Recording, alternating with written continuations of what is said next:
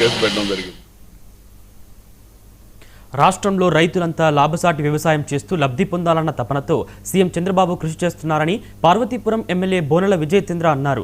రైతన్న మీకోసం కార్యక్రమంలో భాగంగా మంగళవారం జగన్నాథపురంలో పర్యటించిన ఎమ్మెల్యే ప్రభుత్వం అందిస్తున్న రాయితీలు, సబ్సిడీల గురించి రైతులకు వివరించారు. ఎన్నికల్లో ఇచ్చిన మాట ప్రకారం రైతులకు 20,000 రూపాయలను 3 విడతలుగా జమ చేయడం జరుగుతోంది. సాగునీటి పథకాలను మెరుగుపరుస్తూ నదుల అనుసంధానం ద్వారా వ్యవసాయానికి తాగునీటి సరఫరాపై ప్రభుత్వం దృష్టి పెట్టినట్లు ఎమ్మెల్యే బోనెల చెప్పారు. ఈ కార్యక్రమంలో స్థానిక టీడీపీ నాయకులు, కార్యకర్తలు, అధికారులు పాల్గొన్నారు.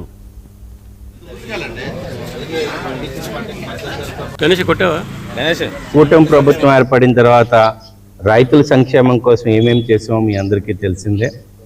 రైతన్న మీకోసం అనే కార్యక్రమంలో ఈ యొక్క వార్షికోత్సవాలు ఏవైతే ఉన్నాయో అందులో భాగంగానే ఈరోజు కూడా జగన్నాథపురంలో రైతుల ఇంటికి వెళ్ళి వాళ్ళ కష్టాలు తెలుసుకోవడమే కాకుండా ప్రభుత్వం వచ్చిన తర్వాత రైతులకి ఏం చేసామనేది వాళ్ళ నోటితోనే వినడం జరుగుతుంది.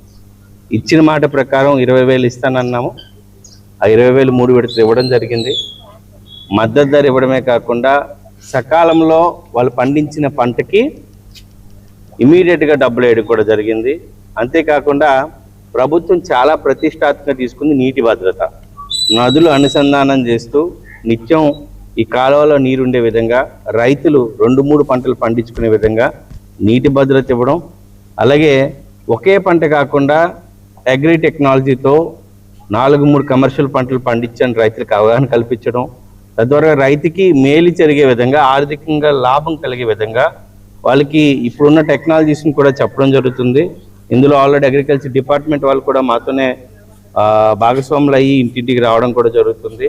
కూటమి ప్రభుత్వం ఏర్పడిన తర్వాత రైతుల సంక్షేమం కోసం ఏమేమి చేసామో మీ అందరికీ తెలిసిందే.